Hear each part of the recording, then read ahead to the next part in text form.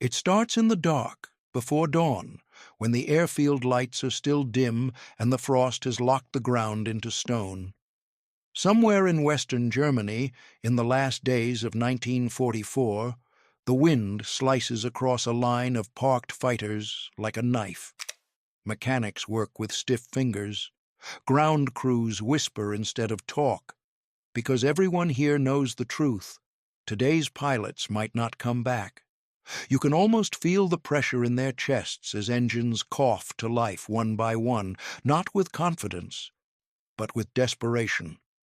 If you want more content like this, subscribe now and comment below. The Luftwaffe once owned the skies of Europe.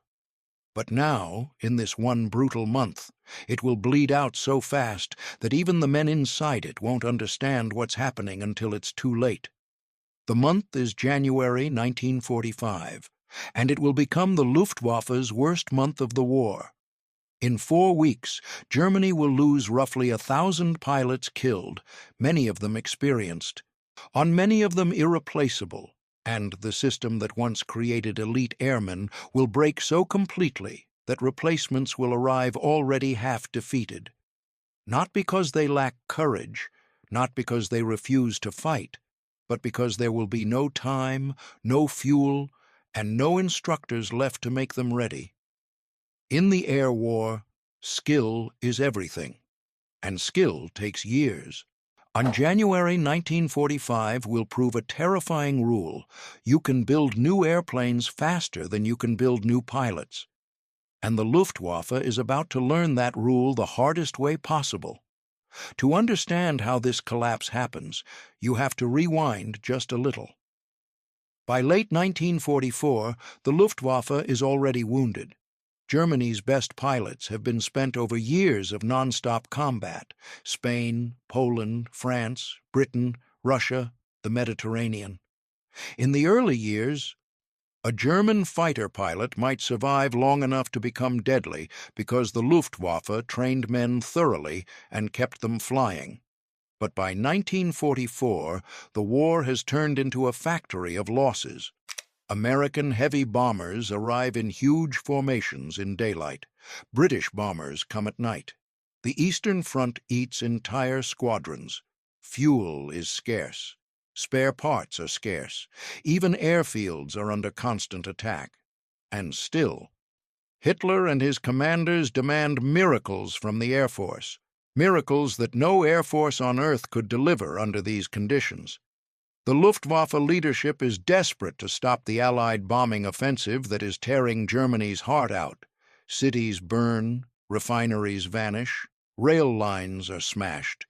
The factories that should be producing aircraft engines and training equipment are being hit again and again. Every week the situation gets worse, and the Luftwaffe's response becomes more extreme. New fighter aircraft appear, fast and dangerous machines like the Focke-Wulf FW-190D and the Messerschmitt Me-262 jet. But they arrive in a broken system. A modern fighter is useless without fuel, trained ground crews, working radio networks, and pilots who know how to fight as a unit. By January 1945, Germany has pieces of an air force, but not the full body. And then, as the year turns, the Luftwaffe rolls the dice on a single giant gamble. The plan is called Operation Bodenplatte. It is set for the morning of January 1st, 1945. The goal is simple and brutal: smash the Allied air forces on the ground in the Netherlands, Belgium, and northern France. Blow up their aircraft before they can take off. Rip a hole in the Allied air cover, even if only for a few days, and give German ground forces breathing room during the Battle of the Bulge. If the Luftwaffe can blind the Allies, maybe German armored units can move again. Maybe the war can be stretched out. Maybe a negotiated end can still be forced. That is the dream. But dreams are dangerous when they become orders. The first tragedy of Bodenplatte happens before many planes even reach their targets. The Luftwaffe plans the attack in secrecy, rushing pilots into missions with limited briefings. Units take off in winter weather, low clouds, and poor visibility. They fly at treetop level to avoid radar, which sounds clever until you realize what treetop level flying means in fog and smoke over unfamiliar terrain. Navigation errors spread like a disease. Some formations drift off course, others arrive late, and the worst part is waiting. Those long minutes in the cockpit, eyes searching for landmarks that never appear, fuel draining away, engines strained, and every second increasing the chance of being spotted.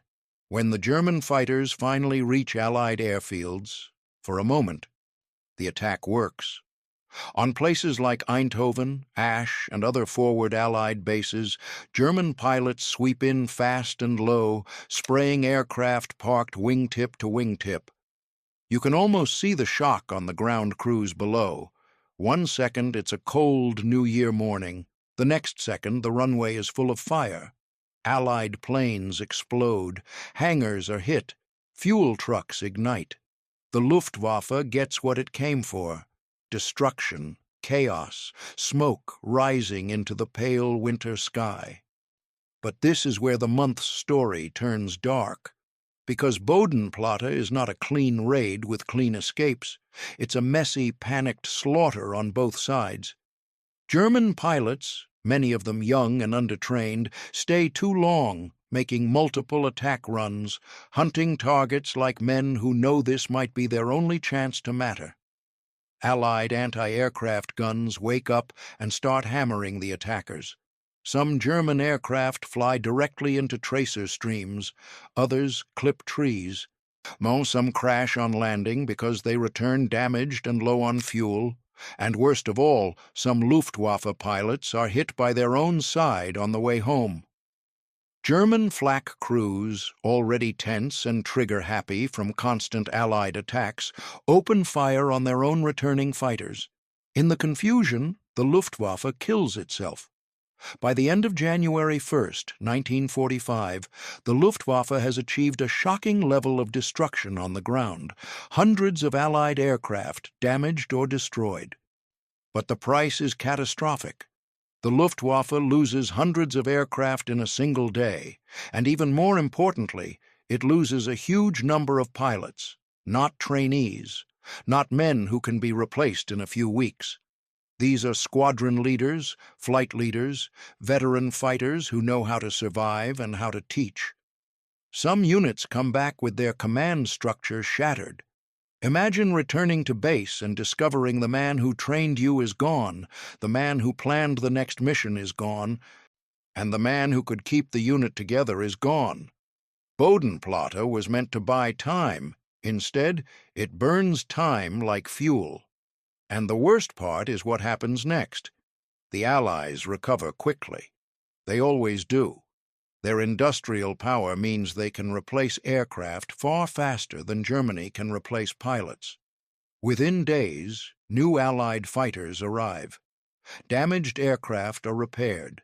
Airfields are cleaned and reopened. And now the Luftwaffe is weaker than before. With fewer experienced men and the same impossible task still ahead. The American daylight bombing does not stop. British night raids do not stop. The Luftwaffe must still rise to intercept, but it is rising on broken legs. January 1945 becomes a month of constant emergency takeoffs, sirens, scrambles, hasty briefings, short climbs into hostile skies. In the West, American bomber formations keep coming. B-17 Flying Fortresses and B-24 Liberators, unshielded by long-range escorts like the P-51 Mustang. By this point, the Mustang is more than a fighter. It is a hunter with endurance.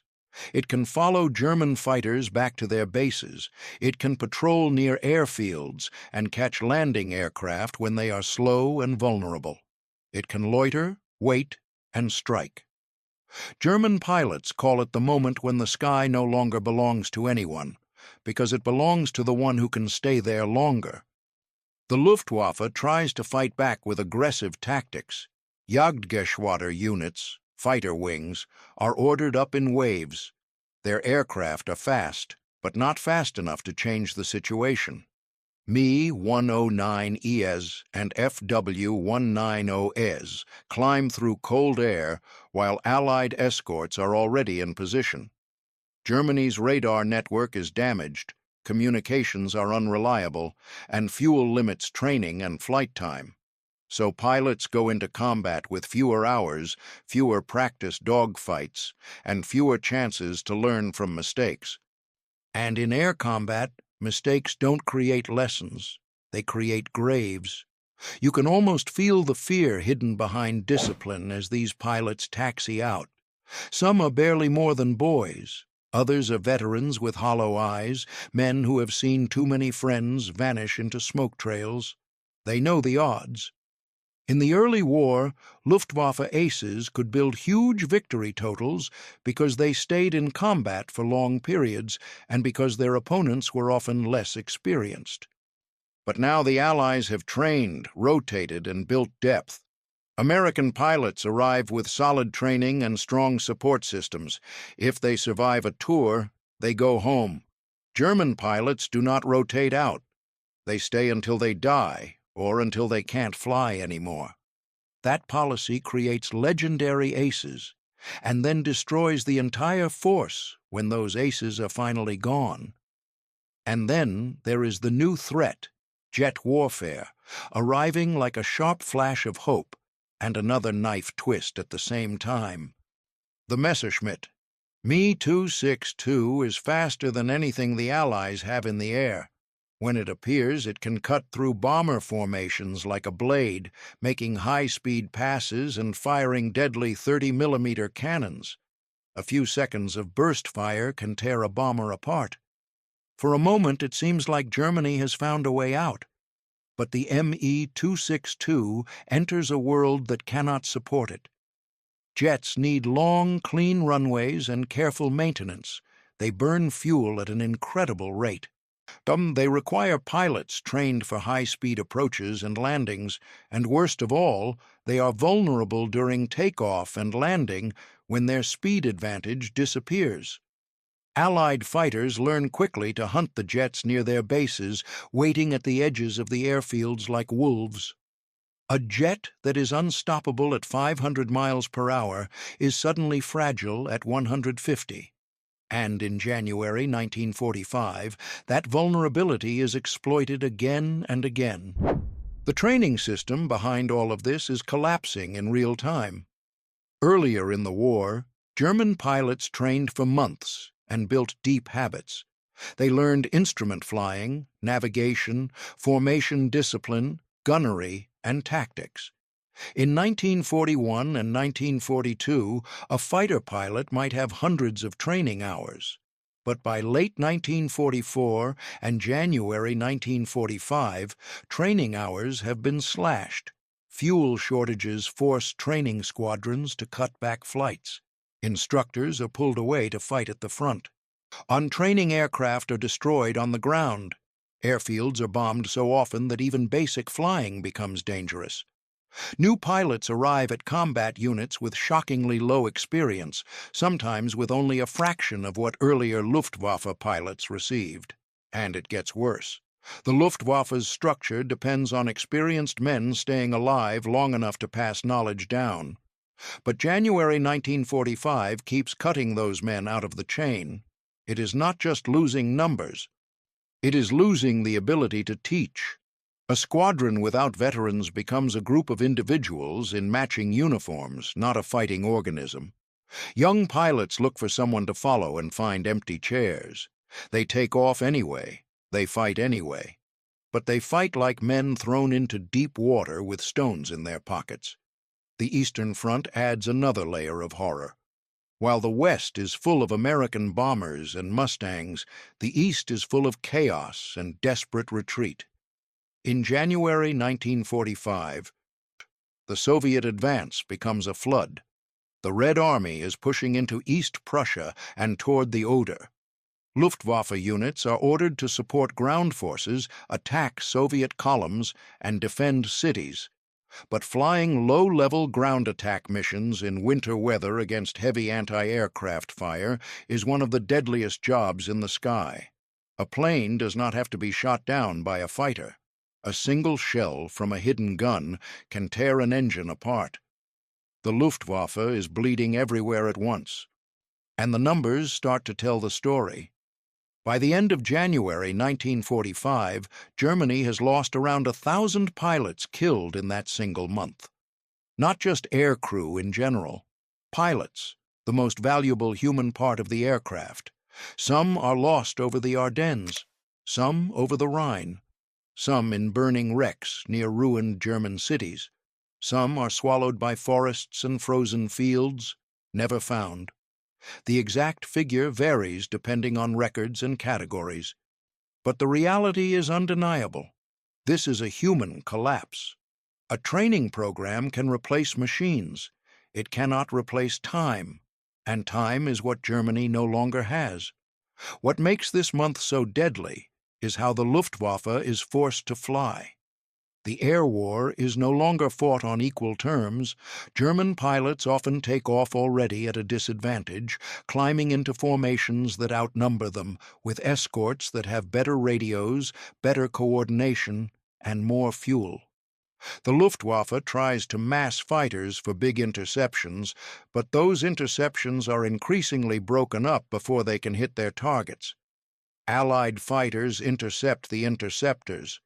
Bombers push through anyway, and every day the Luftwaffe loses a little more of its ability to respond.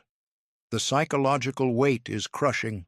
Imagine the constant cycle: briefing, scramble, climb, contact, chaos, escape, land, count who returned, then repeat. By mid-January, units are exhausted. Aircraft availability drops. Pilots are flying multiple sorties under stress, often without rest. They watch the sky for enemy fighters even while landing. They taxi past burned-out wrecks, still smoking near the runway. They see ambulance teams waiting, not as a rare precaution, but as part of routine. The Luftwaffe is no longer a proud spear. It is a wounded animal fighting off predators from every direction. Leadership decisions make it worse. Hitler's demands for offensive action pull resources into flashy operations that cannot change the strategic outcome. The Luftwaffe is ordered to perform miracles with almost nothing. Some commanders know it is hopeless, but they have no choice. When an order comes, you fly. When your wing is told to rise, you rise. This is where the worst month becomes more than a statistic. It becomes a grinding machine. Men are fed into it not because it will win, but because there is nothing else left to do. And while German pilots are dying at an unbelievable rate, the replacement pipeline is basically empty. Even when new pilots arrive, they arrive undertrained, anxious, and often unfamiliar with the harsh reality of the Western Air War in 1945. Many have never faced a swarm of escorts that control the high ground. Many have never flown against an enemy that can stay in the air longer than they can. Many have never fought while being tracked and hunted all the way back to base. They are thrown in because Germany needs bodies in cockpits. But the system that once turned rookies into experts has collapsed. There are no safe steps anymore, only cliffs. The Luftwaffe tries to adapt. It leans harder on anti-aircraft defenses. It disperses aircraft to hidden fields. It uses highways as runways. It creates emergency fighter groups. It pushes advanced aircraft into service earlier than planned. But these are patches on a sinking ship. Dispersal creates maintenance problems. Hidden fields lack proper support. Highway strips are vulnerable. Fuel shortages remain. And worst of all, pilots still need training hours that no one can give them. By the last week of January 1945, you can see the Luftwaffe's future in the faces of the men still flying. The veterans are fewer, the young pilots are more, the missions become more desperate, and the Allies, sensing weakness, press harder. American bombers strike transportation hubs, oil plants, rail yards.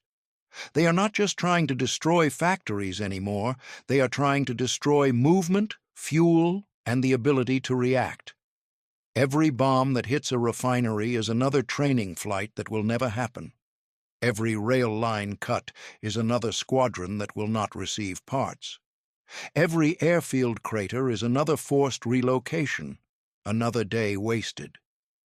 And there is a terrible irony here. On paper, Germany is still producing aircraft in large numbers. The factories keep working, even under bombardment, with production pushed into underground sites and scattered facilities. But aircraft without pilots are just metal. A fighter wing filled with brand new planes and brand new pilots is not a threat. It is a collection of targets waiting to happen. By January 1945, the Luftwaffe has reached the point where it can no longer convert production into power. It has lost the human skill that makes an air force dangerous. When historians look back, January 1945 stands out because it is the month where the Luftwaffe's last real offensive strength snaps. Bodenplatte, meant as a shock attack, becomes a self-inflicted wound. The daily defense of German airspace becomes a slow execution. The training system collapses at the exact moment it is needed most.